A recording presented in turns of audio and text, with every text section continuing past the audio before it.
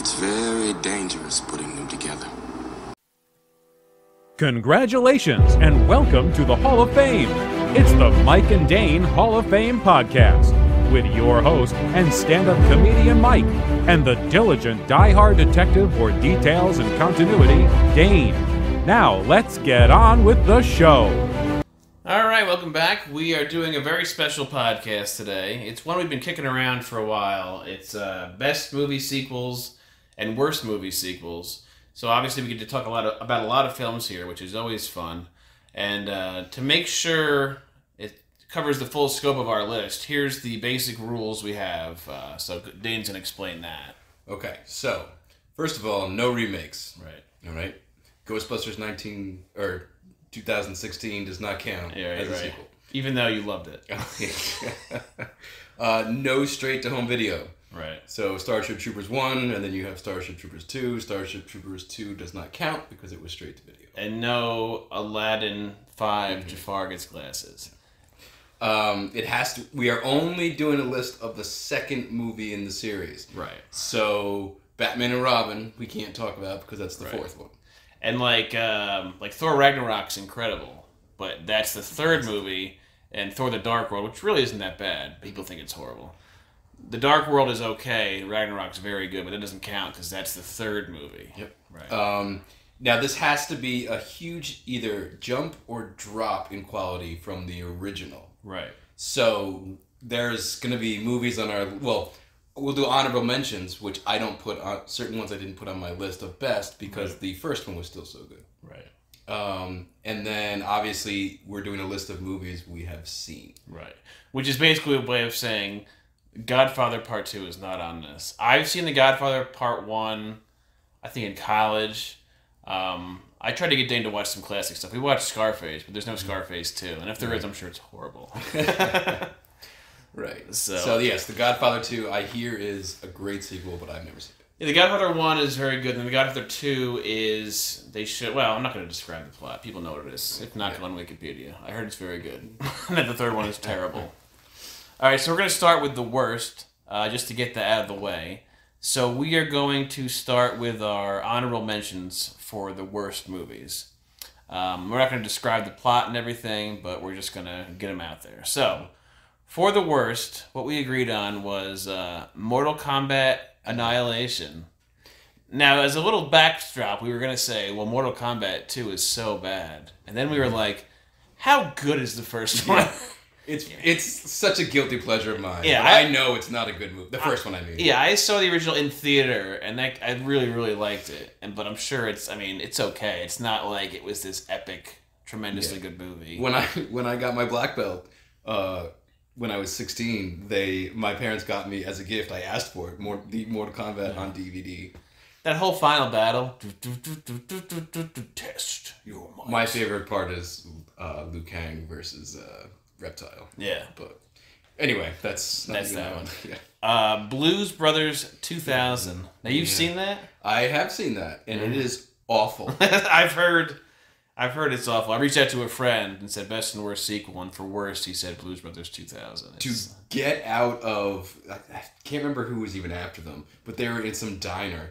So I can't even remember if it was Dan Aykroyd or John Goodman goes into the bathroom with shaving cream and starts spraying it on his face, and he comes out with, I don't know, a 7-foot size head and puts his sunglasses on, and he's just like, I have some disease, and then everybody just clears out. Yeah, it was so. And I love John Goodman. Yeah, and the first one, as a kid, I loved it. I watched it again recently, and I'm like, the first one's okay. Yeah, I saw it way back, but it was also Belushi, who was, he only did a few movies, but he was such a big star, just like Farley was. The best part of the original was the music and all the cameos from like Ray Charles and random people. Yeah.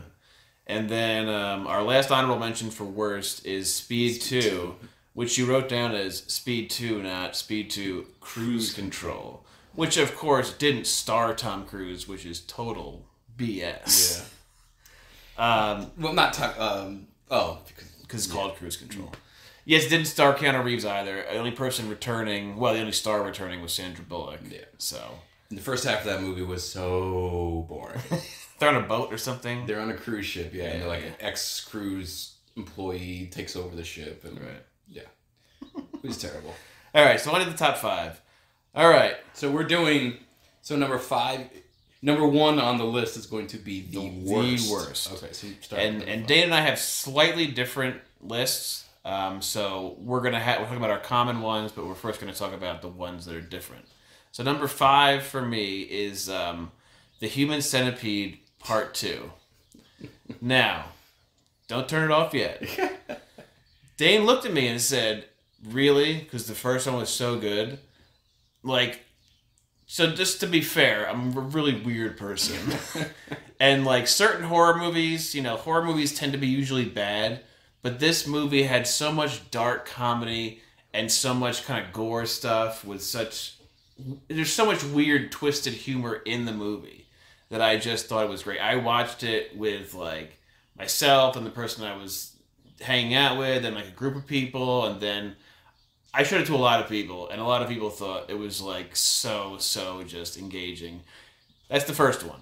Human Centipede 2 is in black and white.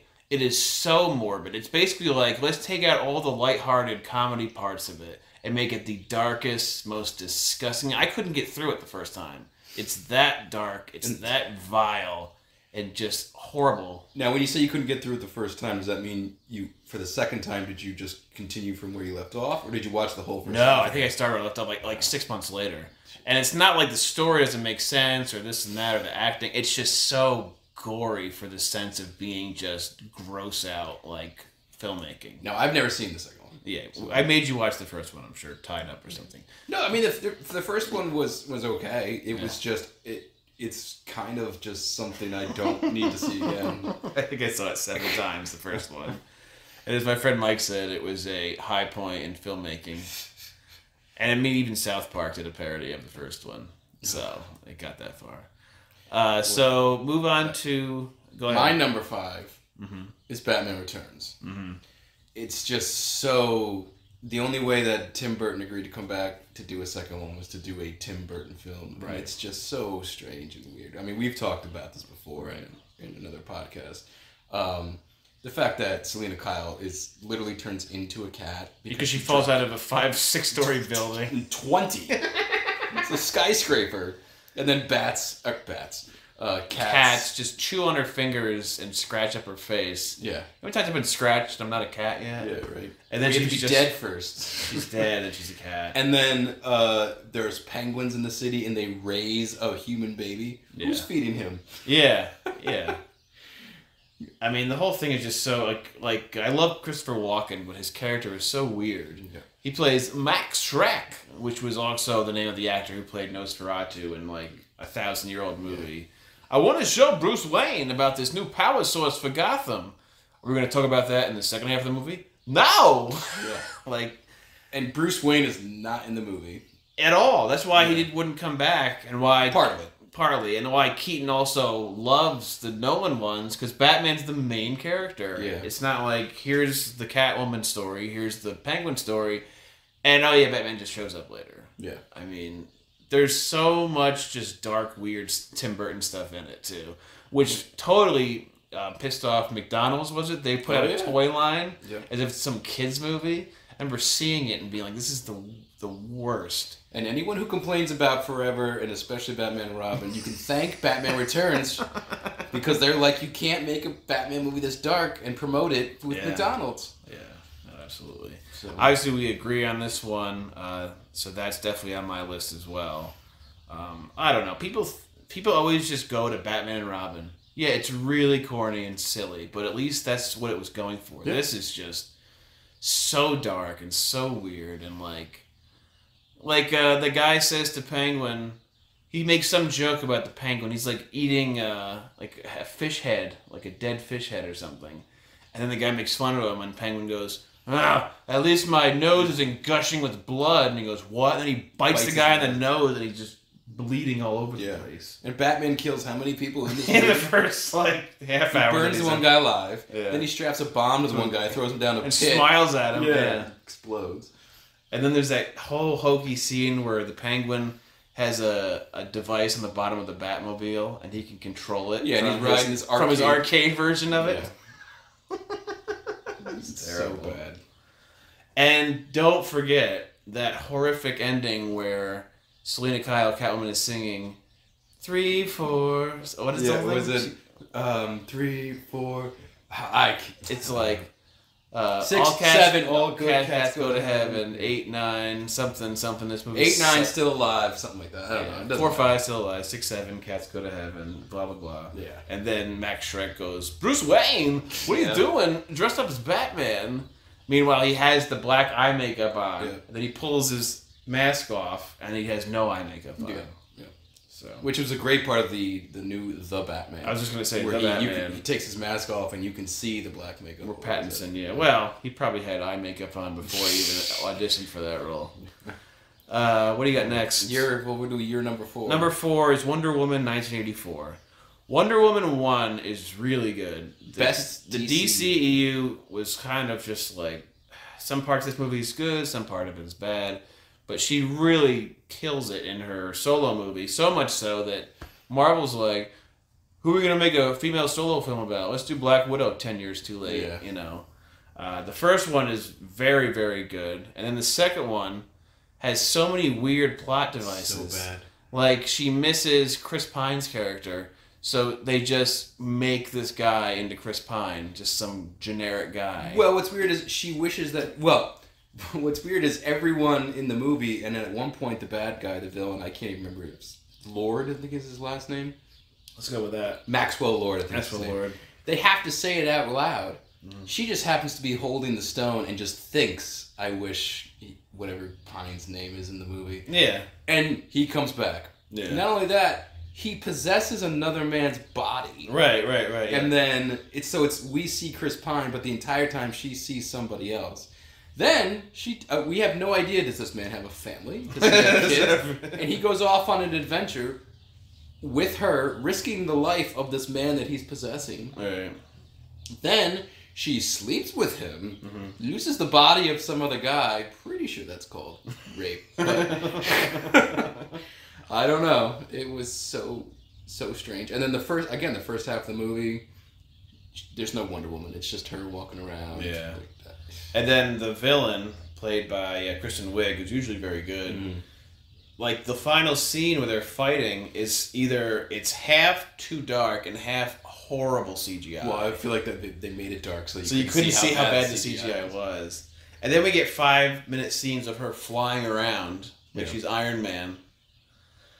I don't know. I saw it best summed up because it came out like mid-pandemic when everybody was just stuck at home. Yeah, during Christmas time. And if you had HBO Max, you're like, oh my gosh, the Wonder Woman sequel came out. Someone tweeted, Wonder Woman 84 was so bad, I walked out of my house. Yeah. Yep. Remember when they go to, what was it, Egypt? Is that where they Yeah, go? and they're just driving down the road, and they're like, oh, there he is. Because there's one road. Yeah. That was, I don't know. and It was then a big you had letdown. your, once again, which I know they've done this in many superhero movies, which was fine at first, but now it's every single one. In every sequel, the superhero starts losing his power, or his or her powers. Spider-Man 2. Superman 2. Even when you think about it, Iron Man, like he's dying and he's trying to figure out how to save Figure himself. out a new element. Yeah. Which you were very close to putting on this list, Iron Man 2. Yeah. All right, so my number 4 was Well, Wonder Woman 4. Right. Mine is Star Wars: The Last Jedi. That is way, way too low for how horrible that movie is. But to me, I almost didn't put it on the list at all because technically, it's a gray area. Episode 8. It's episode 8, but I count that trilogy as its own trilogy. Right. So it's number 2 of that trilogy. So I put it on there, and we've talked about this movie endlessly. Yeah. Ships falling when there's no gravity. It's the basis of our CAD campaign. That and Your mama jokes. and the Marty thing with the 2 DeLoreans, which is still phenomenal movies. It's just this is bad stuff in a bad movie. Luke is this beacon of hope, trying to stop Vader from being evil, and then Kylo Ren has a nightmare and he's ready to slice his head off. Yeah. And then the whole opening scene with I'm looking for General Hugs. This is Hux. He's tooling with you, sir. I was tooling with you, sir. Yeah. Yeah. I mean, it's fine in a comedy, but not in a Star Wars movie. I feel like the whole basis of our podcast is to make people dislike this movie because it's so bad. And then the whole shot of you think it's a ship coming down. And it's the ironing his suit for the first order. Yeah. And then the whole Canto Bight scene where they are stopped because they get a parking ticket and they're in prison. And the fact that none of the mutiny stuff had to be happening except for the fact that we needed a reason for Poe to be in conflict with someone. And that she just... Yeah, they could have just... and she could just told Poe the entire plan the whole time. Yeah. Rose stops and has to kiss Finn, even though there's like a million ships right there. Like, wait, let him have this moment before we continue to fire. Yeah. And then there's no lightsaber clashes between any two lightsabers. Leia pulling herself back into the ship. Yeah, that was... People were laughing in the theater. Yeah. How terrible that was. Yep. So it's higher on my list, let's put it that way. Mm-hmm. Right. So go to 3 for me. We have Men in Black Part 2. I guess it's Men in Black 2. There's no funny add-on to it. Men in Black 1 is so good. Mm-hmm. And it was so good when I saw it. And it was so good when we did a watch-along a while back on it. It's just... You take Will Smith out of it, much like Independence Day. I don't know how good it is. But I think it's better than Independence Day would be if you took Will Smith out of it. Because it still has... I think the writing is better. And Tommy Lee Jones has such a good dry wit, is this a joke? No, ma'am. We at the FBI do not have a sense of humor we are aware of. Okay, when do I get my flashy thing? When you grow up, and then he rubs his hand with his middle finger. Rubs his head with his middle finger. What's his name was great as the bug. Yeah. Del Toro, is that his name? No, it's Vincent D'Onofrio. D'Onofrio, yeah. Put my hands on my head. So the second one, first of all, the first one ends, and the woman he meets at the morgue is supposed to be the new person in black. Mm-hmm. So they're supposed to be a team. And in the first 10 minutes, there's like this exposition dump of why she's not in the movie. Right. Instead, it's Putty from Seinfeld or Joe Swanson from Family Guy. Yeah, which I totally forgot it was him. And then they have to go to the post office to get... K back. So they completely negates the entire point of the first one, that he missed his, wife so much and he never had seen her and he was just so heartbroken. And in the beginning of the movie, he kind of retires the guy he's with, the older guy, D. And then in the end of this one, Will Smith retires him to go back. Tommy Lee Jones to go back to his life. It's just so perfect. And then the second one, they're like, well, it'll probably make a lot of money. And then... first of all, so the movie's what, an hour? Hour and 27 minutes. And that's including credits? No, before credits. I think it's 126 before credits. I really? checked it the other day, because I have no life. Okay. And plus, then you have to go with how good are the villains in this movie. It's Johnny Knoxville... with an extra head. CGI is so bad. CGI head coming out of his backpack. Yeah. Because you know how he's known for his stellar acting roles. Yeah. And then you have things where they got flushed down a toilet, literally, and then they just show up in the middle of Manhattan, covered in the blue toilet water. You got Zed, Rip Torn, jumps up and does a bicycle kick like Liu Kang on the villain. Yep.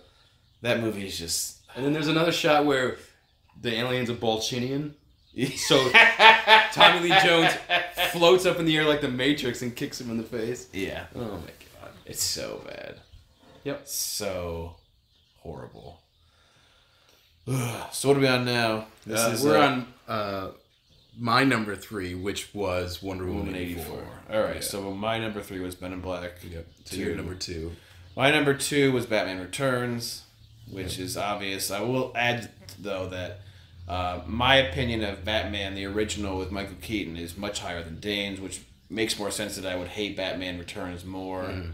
And he also put Batman Begins above the Keaton original Batman. Yep. So, I mean, it's just different opinions, I'm right, but, just keep going with that. All right. My number 2 is Transformers 2, Revenge of the Fallen. Oh, my God. See, I love the first Transformers, which I know you don't. I've seen it, I think, twice. I mean, it's very good. I always love the term Bayhem. When a million things are going on, there's screaming, there's a slow motion.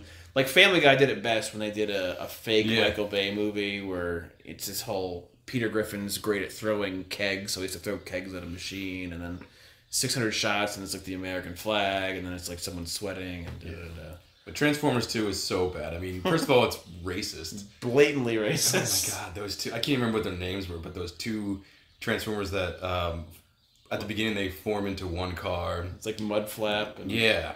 And then at the end they were just like, man, we don't read. We don't really read too good. Yeah, and they have these, generic like ghetto accents or whatever. Yeah. And then the plot doesn't make sense. There were times where I was watching this movie where there were two Transformers, whether or not they were Autobots or Decepticons, they were fighting each other, and I'm like, I don't know which one's a good guy. I can't even see what's going on here. So the action, although it looked cool, I was like, I don't care about this at all. Yeah.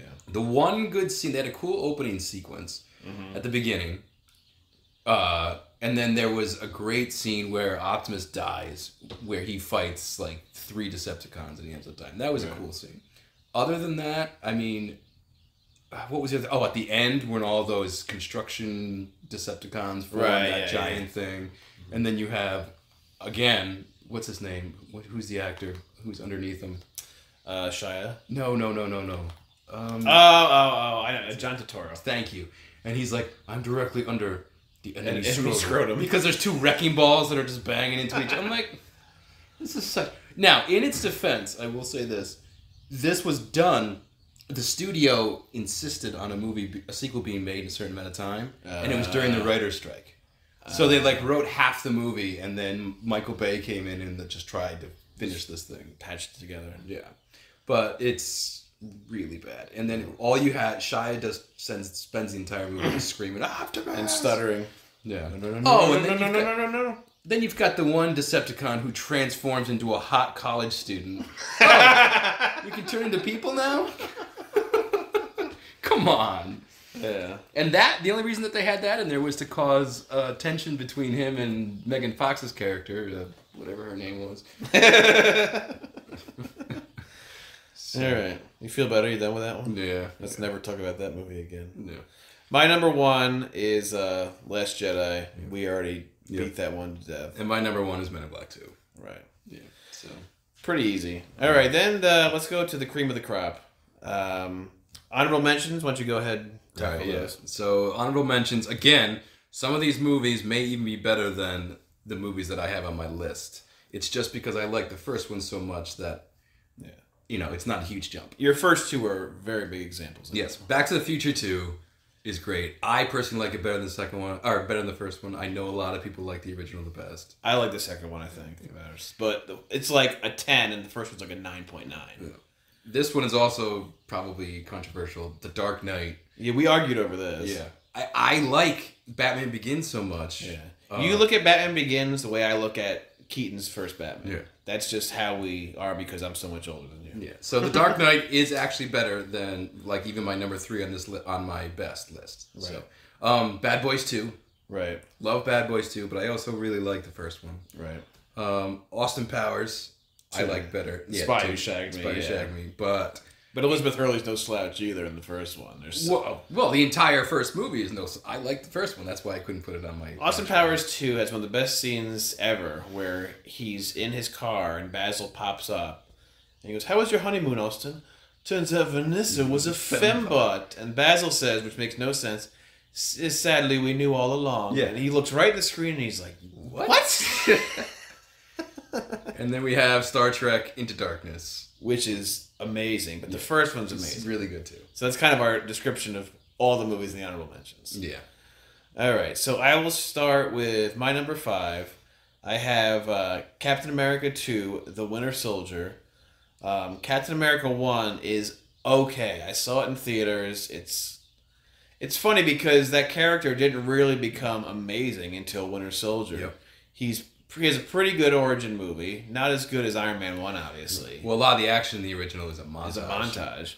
And then even in Avengers 1, he still has that goofy suit that he has to wear. Yeah. And then in this one, he goes from kind of like... Even on his trailer said in Avengers 1, "Meet Iron Man, your favorite Avenger." And he was... And then there's Captain America, no one's favorite Avenger. Like, he's the nerd. Like, he's the idiot. And then in this one... And by the time the series ends, he was my favorite character by far. Well, speaking of honest trailers, at the end of honest trailers for Winter Soldier, they say, "Captain America, he's cool now." Yeah, and they basically just talk about how amazing the film is. And they're like, "What? It's a really good movie." Yeah. And then they just nitpick it, what they can nitpick at it. Right. that kind of changed the game. You get the fact that Hydra was infiltrating S.H.I.E.L.D. the whole time. It's a spy thriller. Yeah. Really. Which kind of negates that Tony put his bot on the ship and said, "I'm going to find out every dirty little secret, except for one glaring secret." To be fair, he said we're going to find out S.H.I.E.L.D.'s secrets. Didn't say Hydra's. Hydra's, yeah. No, I agree though. It's ridiculous. Yeah. Right. And the elevator scene where he beats up all those Hydra guys.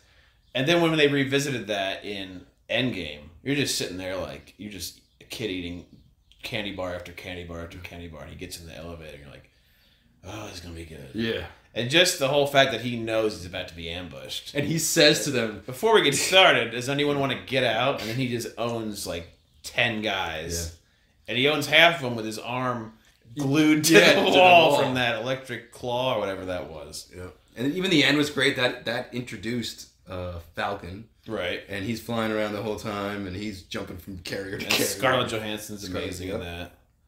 Yeah. Yeah, amazing. So, yeah, that was one we hadn't thought of till later, but when you're really hunkered down, it's a better movie, and it's such a doing justice to that character. I mean, just, again, to be clear, I like The Dark Knight more than I like this movie. Right. But The Dark Knight's you love Batman Begins a ton more than you like Captain America 1. Yeah. I hope that's clear.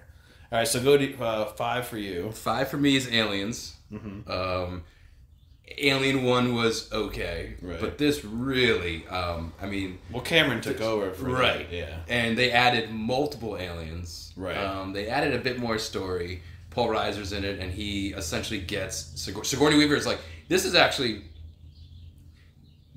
realistic, and they kind of did it in Jurassic Park 3 with Grant. But she's like, I am not going back out there. Why would I do this? Which is what every time somebody makes a sequel to a movie, it's like, so you're just going to go make the same mistake again? But they send her out there because she knows the aliens, and then she makes them promise, you're not bringing them back. You're not doing this for research. You're doing this to kill them. Right. And then the other thing that they get her to go because there's a colony that they haven't heard from. Right. So they go out, they find this little girl, they're protecting her the entire time. Turns out Paul Reiser was lying the entire time. You know, I love the soldiers in the movie. You got Paxton's in it. Game over, man. Game over, man. Yeah. You've got, what's his name? Michael Biehn. Who was, Gosh, he's been in a little bit of everything, right? He was, what's his name in Terminator? Yeah, he was Kyle Reese. Yes, thank you. Yeah. I don't know, it was just cool. And then you have her in that mech outsuit that Matrix Revolutions completely ripped off. Yeah. No, yeah, I thought it was, Aliens 1 was good, and then this one they stepped it up, just like another movie that's coming up in our list. Yeah. But there's another really funny line I love in Aliens where there's a very buff soldier, this female soldier, and one guy yells at her, "You ever been mistaken for a man?" She goes, "No, have you?" It's like, it's brilliant writing. Which, by the way, what movie was it that we watched last year? Totally ripped this off. It was Zack Snyder's zombie movie. Don't remember offhand. I don't remember the title of it. Oh, was it with Batista? Yeah. What was that? Army of the Dead? Thank you. Yeah. Totally ripped off a lot of this movie. A lot of it. In a much poorer way. Yeah. All right, so that is 5 for you. So 4 for me is The Dark Knight because, obviously, like we said before, I like Batman Begins. I didn't love it. I also didn't see it in theaters because I'm an idiot. And then I saw The Dark Knight, and I just wouldn't shut up about it for months on end. So, obviously, Heath Ledger is a huge, huge part of the positive side of that movie. He's the coolest, most engaging villain I think I've ever seen in a movie. You know, it's just hard to really, who would you ever put above him? You know, you look at Jack's Joker, and you're like, yeah, and then you watch him, and he's like a total terrorist. He's like, you know, it's just very hard to say anything about him that hasn't already been said. And then, just like I said with Captain America, Winter Soldier, being a spy thriller, this is a mob movie. Oh, yeah. That just happens to have Batman in it. Yeah. But Batman's in it a lot. So yeah. The action's great. It's the first time they make a suit where Batman can move his head, which was hilarious. Yeah. But it's also funny that they made it, because he can turn his head and move around better, there's more space in between the armor so he can get stabbed. Yeah, which makes a lot more sense. And just the chaoses. I mean, no one has not heard of The Dark Knight that's listening to a movie podcast. And the tumbler that turns into the bat pod. Yeah, and then the CG they had to do for the cape, so that which you never know, but it just looks so freaking cool. I know somebody I went to high school with left our graduation on a motorcycle. Really? And he left his graduation gown on and got caught in the tire and he got in an accident. Yeah. I mean, it was probably Eric, right? Yeah. So, Alright, so that's my number 4. Your number 4 is Terminator 2. which I might just walk out of the room. Hey, it's on my list. I don't care it's on your list. That is the greatest freaking movie. It's awesome. Terminator 1, I remember making fun of it with you. It's so ultra 80s. Like the soundtrack. The music sounds like an NES game. Yeah. And it's like the screen is fuzzy. Not fuzzy, it's like foggy. Yeah. Almost like somebody breathed on the lens. I mean, it is super gritty, the original. And the second one, I've always heard, like when I was messaging people about the podcast, first thing they thought of, Terminator 2. It's just that much better. No, it definitely is. So why it's on my list. The special effects, the idea of T-1000 is amazing. I love when they compared it on Screen Junkies. Meet the T-800, the Nokia brick phone of Terminators. Meet the T-1000, the iPhone. Like, because you can just move around and do anything. And if you don't watch the trailer... Which you shouldn't have, because they totally screwed that up. You, at the beginning, you're like, the cop is trying to save the kid. Connor. And then the Terminator's back, and it turns out it's the exact opposite. Somebody was posting about this, doing a review, and they had never seen the trailer when they saw it in theaters. He goes, when they meet up in that hallway, which eerily like the hallway at the Hudson Valley Mall, which when you would go from that one room all the way into the theater. Yeah. And then Arnold just yells, "Get down!" And then, because they're both about to kill him. Yeah. But obviously he's there to protect him. I think my favorite part of the movie is when Arnold throws him against the wall, face forward into the wall, and he spins backwards, forward. Yeah, which is similar to like when Man of Steel, when he's face down, he just floats up to his feet. Like, why didn't you ever think of that before? Yeah. I was big into wrestling in the 90s, and I thought this one event, this will make sense, I thought this one event was just on TV, it was on pay-per-view, and I was super depressed. And my mom's like, well, let's go to the theater. Let's go to the movie rental place in the Kingston Plaza, and you can rent whatever you want. And I saw Terminator 2, and I was like, can we rent this? She's like, yeah, sure. And I was like, watching my tube TV, like, completely, like, this is the greatest thing I'll ever see. I love the little callbacks that they have, like, when he says, I'll be back in the first one, and then he drives the car through the police station. And then in this one, he says, I'll be back, and he drives a van through the... Biosite? No, that's the new Jurassic. We'll edit that out. Yeah, I don't remember. But we even watched a video on 10 things in this movie that you wouldn't even realize until later. Like, there's a split shot when the T-1000 is flying the airplane where he has two hands on an automatic weapon and 2 spare hands are on the steering of the helicopter. And like when the cop who gets the coffee and he gets like a winning card on the bottom of his coffee cup. So he goes, it's my lucky day, and he turns and there's a complete replica of him, which is actually his twin brother. He stabs him through his right eye, which makes sense that he doesn't scream because the left side of your brain is what controls some kind of cognitive reaction or sound. It's the most in-depth, crazy stuff. And even they show pictures of Arnold in the first one tearing up that cop station because there weren't photos of that from the movie. Cameron recreated the entire scene to get 3 photographs for her to just look down at for a second. Like, it's just so meticulous, and it'll never not be my favorite Cameron movie and my favorite Terminator movie. By the way, the company's Cyberdyne. Cyberdyne. Skynet, similar. So that was number 4 for you. Yep, so you were on your number 3. My number 3 is, I don't know if they've heard of this. The Empire Strikes Back, which I'm almost out of breath to even start talking about this movie.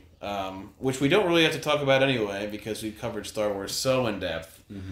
As my one friend once said, the beginning of the movie feels like the end of the movie because the stakes are so high with the getting out in the Falcon and the walkers and the fight on Hoth. Vader is just kind of like an errand boy in the first one, and in this one he's just totally just crushing it left and right. I mean, You could give Dane the bandwidth to talk about this till tomorrow. Yeah, and I mean it's higher on my list, but I almost couldn't put it on the list. Right. Because Star Wars, the original Star Wars is really good, but this movie is like my second favorite movie of all time. It's funny that we're I like, had okay, to put it on the list. okay, only second movie in the list of movies, and then we have 2 Star Wars movies. Except for 2 and 7. Or 2 and 8, excuse me. I had to put 5 on there. Yeah. You know, but yeah, I mean, what's there not to like? The special effects were a huge jump. Mm-hmm. The story's a huge jump. The scope is a huge jump. Yeah. The Imperial Walker scene is amazing. Like you said, it's in the first 30 minutes of the movie. And it's your favorite scene in all of Star Wars with the Falcon. With the Falcon, escaping the Star Destroyers. Right. What a jump. I think that's why I was okay with putting it on the list. The lightsaber fight. The jump between Vader and Luke from Vader to Obi-Wan. Yeah. You know? Yeah. And you find out this huge, iconic reveal that's in half of every other pop culture movie. Yeah, which no one ever quotes correctly. Yes. Except for me and you, because we're just smart. Yeah. Yeah, hard not to love Empire Strikes Back. I don't know, maybe I'm wrong, but it's the first one that I know that had an actual cliffhanger. Oh yeah. Right? I mean, before 1980. It's so ingrained in pop culture, like there's a Simpsons episode where they go see Empire, Marge and Homer on a date, and as they're walking out, people are waiting to go in. Homer goes, "Oh my gosh, what an ending! Who would think Darth Vader was Luke's father?" And everyone just gets pissed off at him. I mean, people spent 3 years wondering if he was actually his father or if he was lying. Yeah. And what's going to happen with Han Solo. Yeah. So when we went in to see Rise of Skywalker, which was not as good as this, there were people covering their ears as we walked out, and you were like, hey, we'd seen it, they're waiting to go in, and you're like, what an ending! Who'd have thought Darth Vader? Yeah. Just to pay homage to The Simpsons. But even every other movie now that has a cliffhanger, let's see, Pirates of the Caribbean 2 had one, Back to the Future 2 had one, The Matrix 2 had one. You never had to wait for more, or Avengers Infinity War, you never had to wait more than a year. It was not that long at all. Yeah. Matrix 2 was 4 months, I think. Right. So, anyway. Yep. 3 you have. 3 I have Captain America, the Winter Soldier. Wow, yeah. So.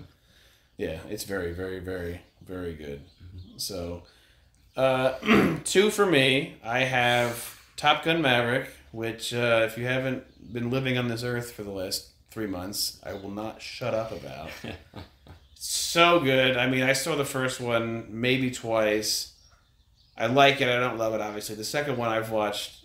I'll be too lazy to, just find some way to watch it. I'll just go on YouTube and just watch clips of it if I don't feel like, getting to the right interface to watch it. So we've talked about it a lot, but with repeat viewings, you get so much more, too. Like, there's no real slow parts of the movie. I think I've watched it start to finish 6 times, 7 times. So 3 times in the theater with, different people. It's just ridiculous. It doesn't have any, overtly, commentary on society or how people aren't included or anything about. I love the fact you don't even know who the enemy is. Yeah. Which They're is very, very wise for their legal team, too. Because why would you make it, Arab or any in the 90s, True Lies, they had no problem making it just some Islamic country or whatever, because that was just what that must be the bad guy, But it's phenomenal. You can watch our review of it. We debated on doing a second review of it until we realized I just needed to stop watching it because I was just talking about it endlessly and I had nothing new to say. This is another movie. I really like the first one. I like it more than you do. Mm-hmm. But I do think there's such a jump in rewatchability of this. Oh, yeah. Just visually, it's amazing. Well, unlike the first one, this one's really good. The first one is good. First one's good. Plus, there's so many callbacks. He buzzes the tower. The guys are talking, and you're like, do you see me now? And he inverts the plane, and he's right above him. Well, in this one, there's actual stakes. Yeah. In the first one, it's just about the school until trying to win. Yeah, until Goose dies. Right. Then at the end, there's an actual battle. But the drama between Rooster and Maverick is so gritty and so just... And he even keeps secrets, I pulled your application because blah, blah, blah, blah, blah. And he doesn't tell him that. he just lets him hate him so he doesn't have to hate someone else in his family, you know? The only gripe I have is, okay, they're flying through a trench, trying to avoid missiles or laser guns. And then they drop the final kill blow without their radar because the laser... Right, so instead of... They have no lasers, so just like Luke in A New Hope takes away his targeting computer, they shoot a missile into a target that's... 3 meters. 3 meters. It's 1 meter instead of 2. Star Wars is 2. Yeah. And then Maverick's 3, right? And then they think they're going to die, and the cocky guy shows up and saves their life. Yeah.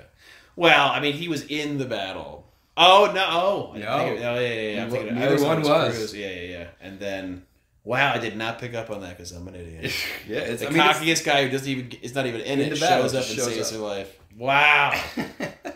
This has been I Don't Pick Up on Things by Mike. Yeah, that's the end of A New Hope. When they said, and the cocky guy saves the day, I always thought just because Maverick spread, he gets in front of, gets right behind Rooster, uses his flares to shield him, and then takes the other missile and goes down. No, it's like Darth Vader when he says, I have you now, and he's about to fire, and then Han shows up. No, it's Hangman who shows up. Hangman shows up, who's by far the cockiest. Yeah. Who's going to be team leader? And who's going to follow me? Meaning, I'm the greatest ever, so who's going to win besides me? And then who's going to come in second and third? I love when he shows up. And he says, "Ladies and gentlemen, this is your this is your savior speaking.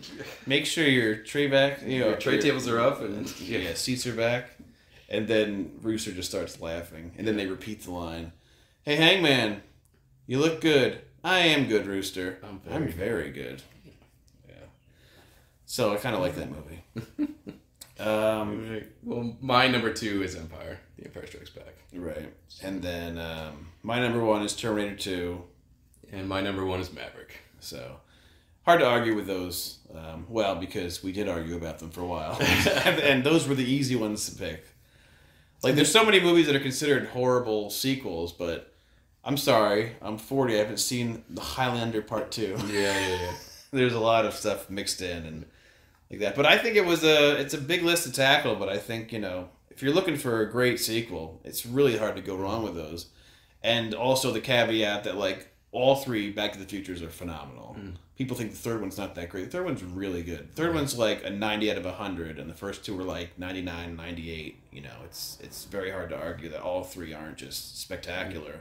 Also because they haven't been tainted, because they can't remake them, which they would have done that 6 times by now.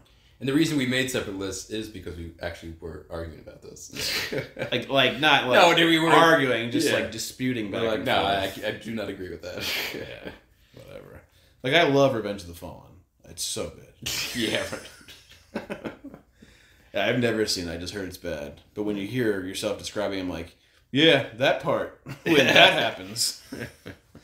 So that's our list. I hope you enjoyed it. It's a lot to tackle, but hopefully we did a good job. And again, I want to make clear, these are movies that we have seen. Yeah. I'm sure there's movies that you have on your list, but we just have not seen them. So. Yeah. And I've never seen Dumb and Dumberer 2. Right, I heard that's Harry terrible. Met Wood. I heard that's terrible. Never saw it. All right. Well, thanks for listening. Take care, and we'll talk to you soon.